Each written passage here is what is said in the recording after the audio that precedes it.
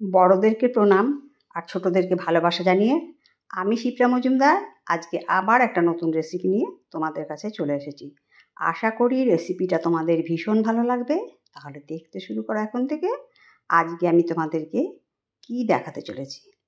দেখো বন্ধুরা, এখানে আমি একটা বেগুন কেটে নিয়েছি, পরিষ্কার করে ধুয়ে নিয়েছি। আজকে এই বেগুন দিয়ে একটা সুন্দর রেসিপি তোমাদেরকে তৈরি করে দেবো। আমি কিন্তু এখানে একটা মাকড়া বেগুন নিয়ে নিয়েছি। এবার আমি একটুখানি লবণ দিয়ে দিলাম বেগুনের মধ্যে,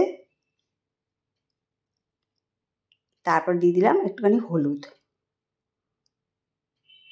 হলুদ আর লবণটা দিয়ে এবার আমি সুন্দর করে চারিপাশ মাখিয়ে নেবো। প্রত্যেকটা বেগুনের গায়ে যেন সুন্দর করে লবণ আর হলুদটা লেগে যায়। আজকে আমি তোমাদেরকে একটা সুন্দর বেগুনের রেসিপি তৈরি করে দেখাবো। আশা করি এই বেগুনের রেসিপিটা আগে তোমরা কখনো খাওনি বা তৈরি করোনি, আর এই রেসিপিটা কিন্তু তোমাদের ভীষণ ভালো লাগবে। যদি না দেখে থাকো অবশ্যই বাড়িতে তৈরি করে খেও। একবার খেলে এটাকে তোমাদের বারবার তৈরি করতে ইচ্ছা করবে। দেখো, আমি প্রত্যেকটা বেগুনকে এইভাবে লবণ আর হলুদ মাখিয়ে নিচ্ছি। এই রেসিপিটা এত সুন্দর টেস্ট, মুখে যদি রুচি না থাকে তাহলে ঝাল ঝাল এই বেগুনের রেসিপিটা দিয়ে কিন্তু এক থালা ভাত নিমেষেই শেষ হয়ে যায়।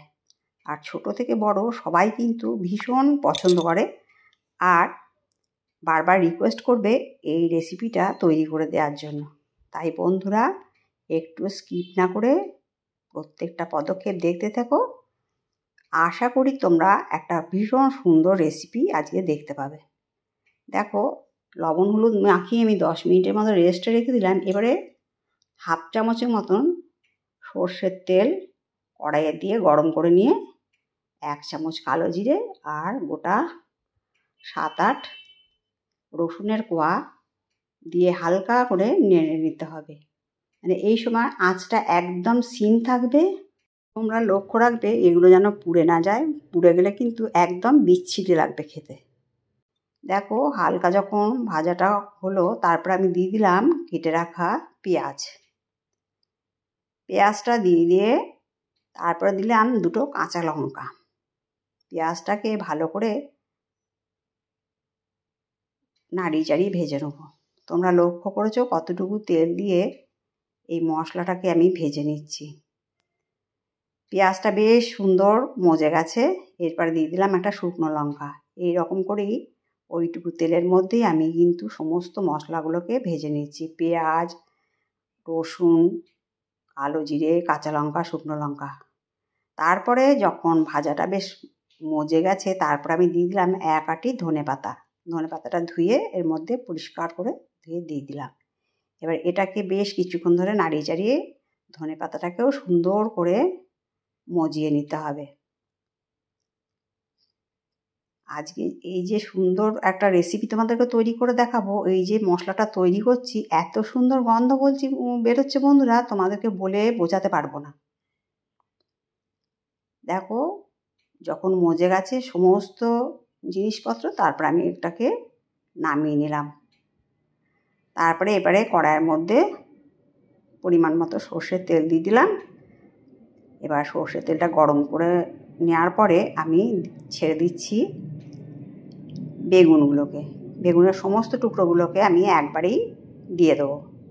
খুব অল্প তেলের মধ্যে কিন্তু এই রেসিপিটা তৈরি হয়ে যায়। এত সুন্দর টেস্ট, তোমরা কিন্তু না তৈরি করে খেলে বিশ্বাস করতে পারবে না। তাই বন্ধুরা, তোমাদেরকে রিকোয়েস্ট করব অবশ্যই একদিন যেন এইভাবে তৈরি করে খেও। বেগুনের তো অনেক রকম রেসিপি খেয়েছো বা অনেক কিছুই তৈরি করে খেয়েছো। আজকে তোমাদেরকে আমি এই বেগুন দিয়ে একটা ভর্তা রেসিপি তৈরি করে দেখাবো, যেটা কিন্তু এখনো পর্যন্ত খেয়েছো কি না বলতে পারবো না। তাই প্রতিটা পদক্ষেপ ফলো করো, তাহলে কিন্তু সঠিকভাবে এই রেসিপিটা তোমরা তৈরি করতে পারবে। দেখো, বেগুনগুলো ঢাকনা দিয়ে ভাজা করে নিয়েছি। এবার ভাজাটা যখন এরকম হয়েছে, খুব বেশি কড়া ভাজা করিনি, এইভাবে ভাজা হয়ে যাওয়ার পরে আমি প্রত্যেকটা বেগুনের টুকরোকে আমি তুলে নিচ্ছি। খুব বেশি কড়া ভাজার দরকার নেই। দেখো, বেগুন ভাজার পরে অল্প একটু তেল বেঁচেছে, বেগুনটা সম্পূর্ণ ভাজা আমি প্লেটে নামিয়ে নিয়েছি। এরপর একটা শিলনোড়া নিয়ে নিয়েছি। শিলনোড়ার মধ্যে সমস্ত পেঁয়াজ, লঙ্কা, রসুন, ধনেপাতা দিয়ে দিলাম, শুকনো লঙ্কা দিয়ে এবার একদম মিহি করে বেটে নেব। তোমরা ইচ্ছা করে এটাকে মিক্সিং জারেও বেটে নিতে পারো, কিন্তু শিলনোড়াতে বেটে নিলে কিন্তু স্বাদটা ভীষণ সুন্দর আসে। এই বেগুন রেসিপিটা একবার এইভাবে রান্না করলে এর সুগন্ধেই পুরো ভাত খাওয়া হয়ে যায়। মশলাটা বেটে নেওয়ার পরে আমি থালার মধ্যে তুলে নিলাম। দেখো বেগুন ভাজাটা নিয়ে নিয়েছি। এবার একটা কাঁটা চামচের সাহায্যে বেগুনগুলোকে আমি একদম ম্যাশ করে নেব। আমি কিন্তু এই খোসাগুলো ফেলবো না। বন্ধুরা, তোমরা ইচ্ছা করলে বেগুনের খোসাগুলোকেও ফেলে দিতে পারো, কিন্তু এরকম করে